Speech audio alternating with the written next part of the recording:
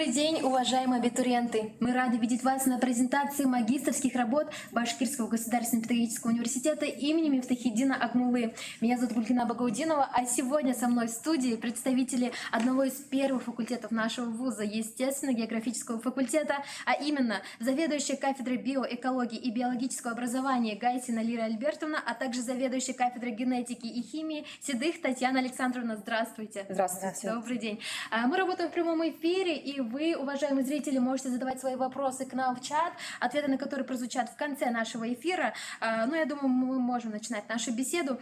Расскажите, пожалуйста, о тех программах, которые реализуются в 2021 году. Ну, в этом году у нас реализуется целый ряд программ, как в области педагогического образования, так и классических. Значит, в области классического образования у нас будет набор по программе «Экологические технологии в природопользовании». Значит, программы педагогические – это у нас программа «Экологическое образование» и вторая программа, Татьяна Александровна, это ваша? Да, на нашей кафедре, на кафедре генетики и химии. Как она называется? Реализуется новая программа менеджмента естественно-научного образования. Чуть позже мы поговорим поподробнее об этих программах. Что касается абитуриентов, вообще, кто ваша целевая аудитория? Ну, давайте я начну. Вообще, целевая аудитория зависит от того, какая форма обучения предполагается. Если, например, программа очная, то она представляет наибольший интерес для выпускников бакалавриата, как нашего университета, так и других университетов, как нашего города, так и всей России и даже зарубежных, значит, абитуриентов. Но здесь привлекательность, почему именно для бывших бакалавров, потому что они уже привыкли учиться, значит, в основном очно, затем они поступают, и плюсы то, что они погружаются практически полностью в учебный процесс. Кроме того, им предоставляется общежитие, и для молодых людей предоставляется отсрочка от армии. Но что касается заочных программ, то здесь мы поэтому старается университет в основном их проектировать для педагогического образования. И здесь наибольший интерес именно для учителей, которые работают в системе общего образования, для тех педагогов, которые работают в системе дополнительного образования, потому что заочное обучение предполагает возможность работы и также получение образования по программе магистратуры. А как проходит практика у магистров на ваших программах? Есть ли какая-то разница и какие особенности? Ну, у нас, поскольку, значит, если программа классическая, как вот на кафедре экологии, то в основном практика проходит либо в научных исследовательских лабораториях БГПУ имени Акмуллы, где очень хорошая материально-техническая база, которая не уступает лучшим российским и даже европейским университетам. Или она проходит, значит, на предприятиях, которые связаны, например, с экологией.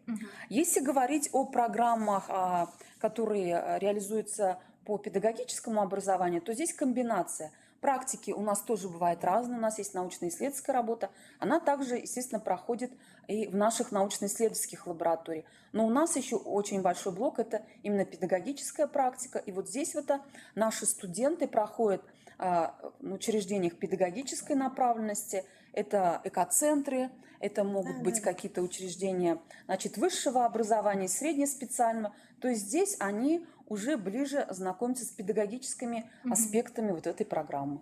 А как вообще у них вот лабораторные занятия больше или больше теории? Вообще, естественно, качественная подготовка любого специалиста, неважно, он занимается по классическим программам или педагогическим, она предполагает, конечно, овладение и практическими компетенциями. То есть в настоящее время лекции студенты могут найти на просторах нашего интернета. А вот и получить уникальный опыт, это, конечно, лучше делать в наших лабораториях. Поэтому у нас даже в тех программах, которые на заочном реализуются, там предполагается лабораторные практикумы. Вот у нас, например, по программе «Экологическое образование» есть исследовательский практикум по экологии, где очень много часов именно на работу в лабораториях и освоение самых современных методик с использованием современного оборудования.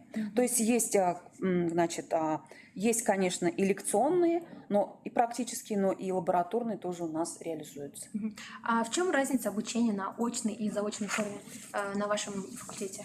Ну, вообще, значит, что такое очное обучение? Это когда у нас обычно занятия начинаются 3 раза в неделю после 4 часов. То есть студенты, магистранты, они приходят, занимаются, то есть с педагогами.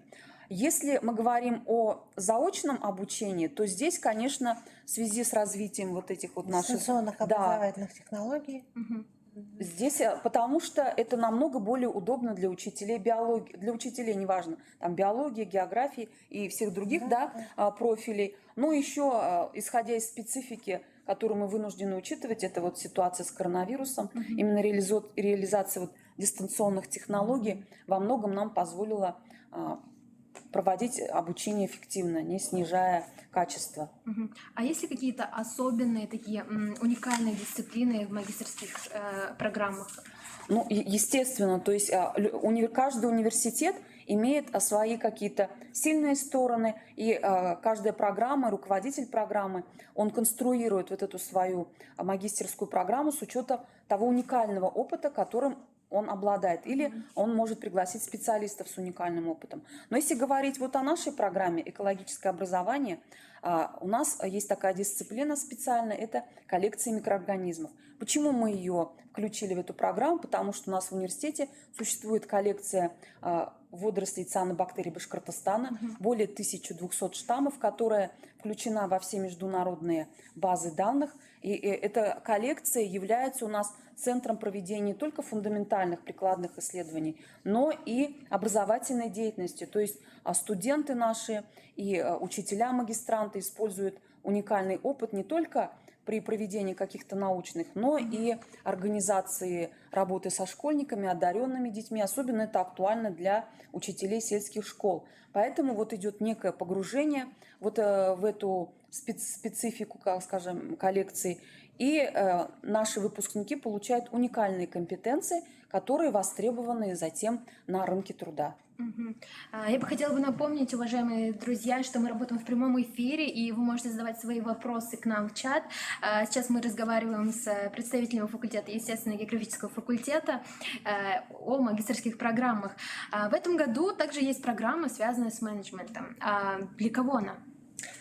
Программа менеджмента естественно-научного образования, она реализуется на кафедре генетики и химии. А научным руководителем этой программы является Борисов Иван Михайлович, это доктор химических наук.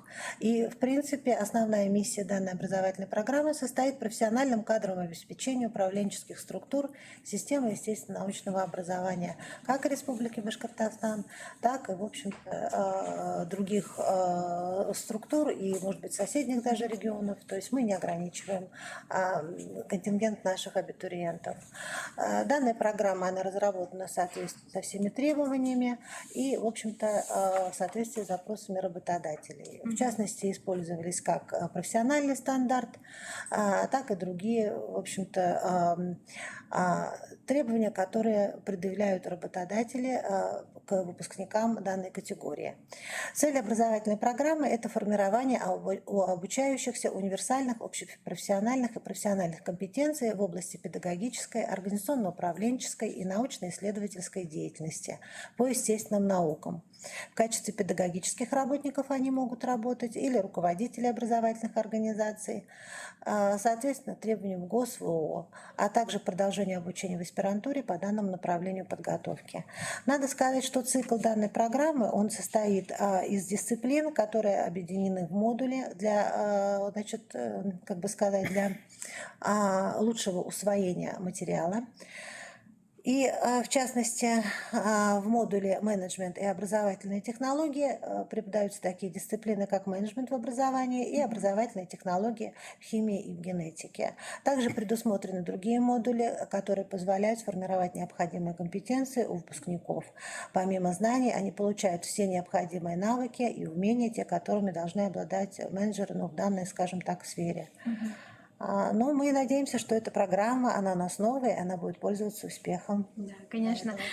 Приглашаем наших абитуриентов поступать к нам. Также есть программа «Экологические технологии в природопользовании».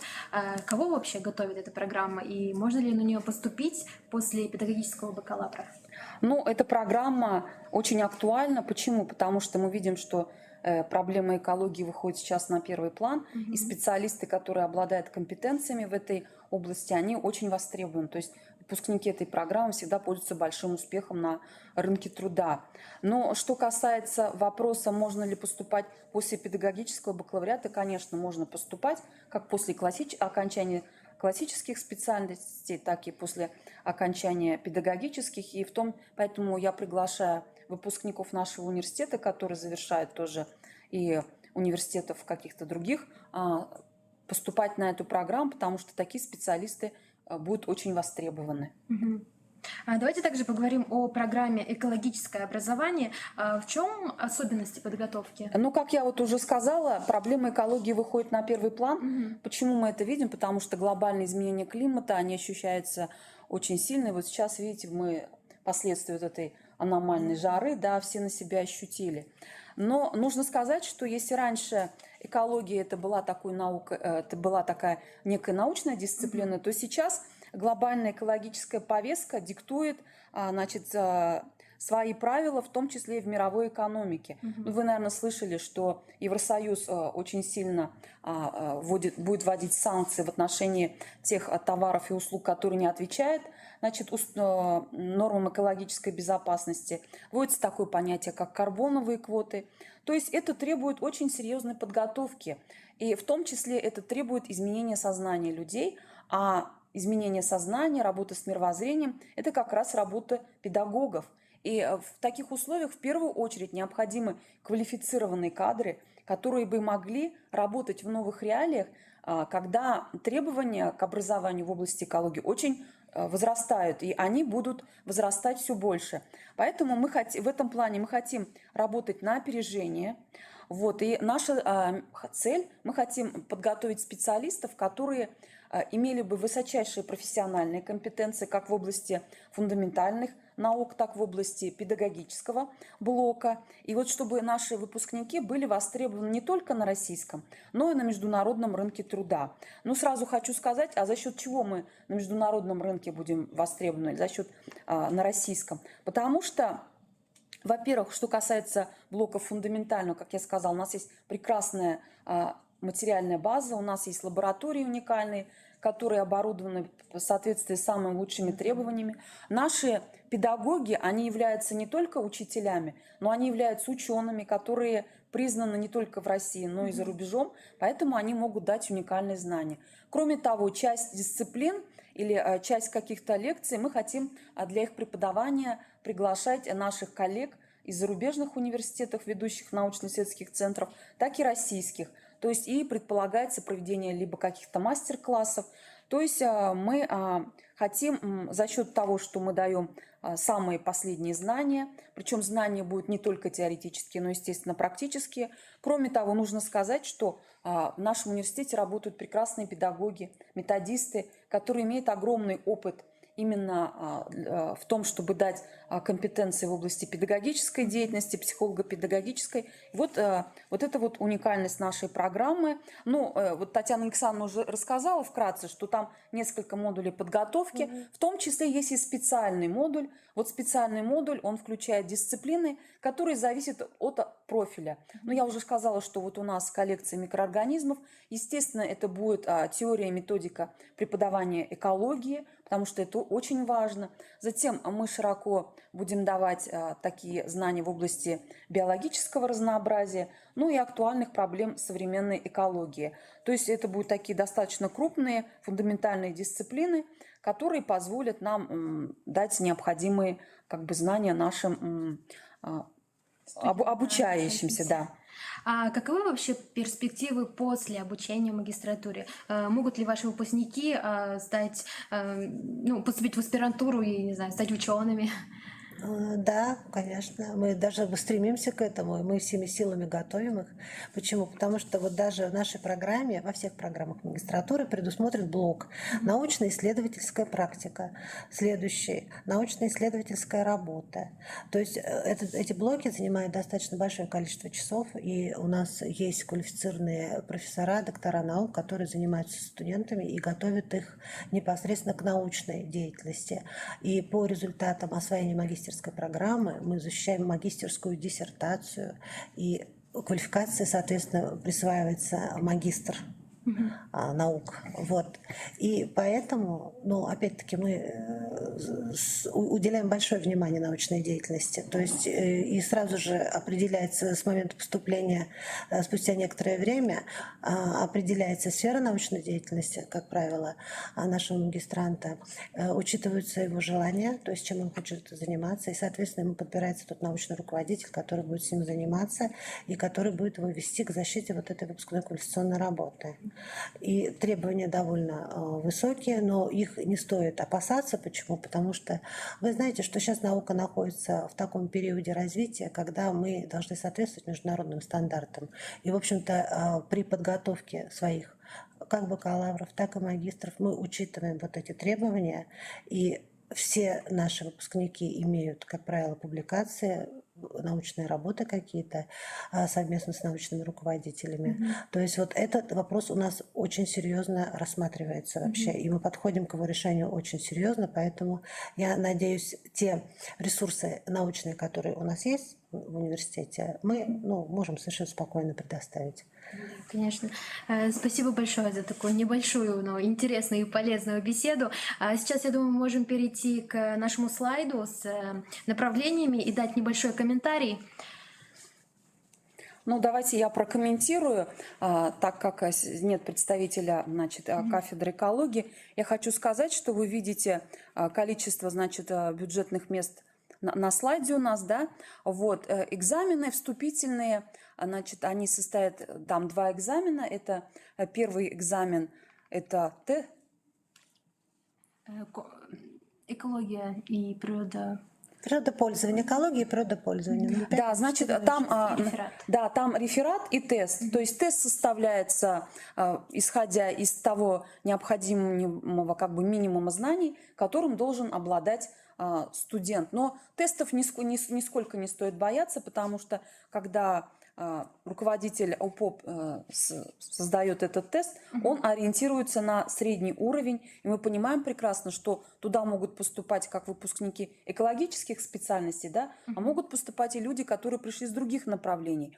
И примерные тестовые задания, полные методические рекомендации размещены на сайте приемной комиссии. Теперь, если говорить по нашей программе, которая реализуется на нашей кафедре биоэкологии и биологического образования, у нас экологическое, значит, образование, у нас тоже называется комплексный экзамен, но он тоже состоит из 2 блоков, да. Это первый вопрос, это вопросы теста, но, скажем сразу, тоже ориентировались в основном на тот минимум знаний, который необходим, чтобы работать с людьми. Но человек, который захочет поступить, я думаю, что он легко эти тестовые задания решит. И следующий блок – это реферат.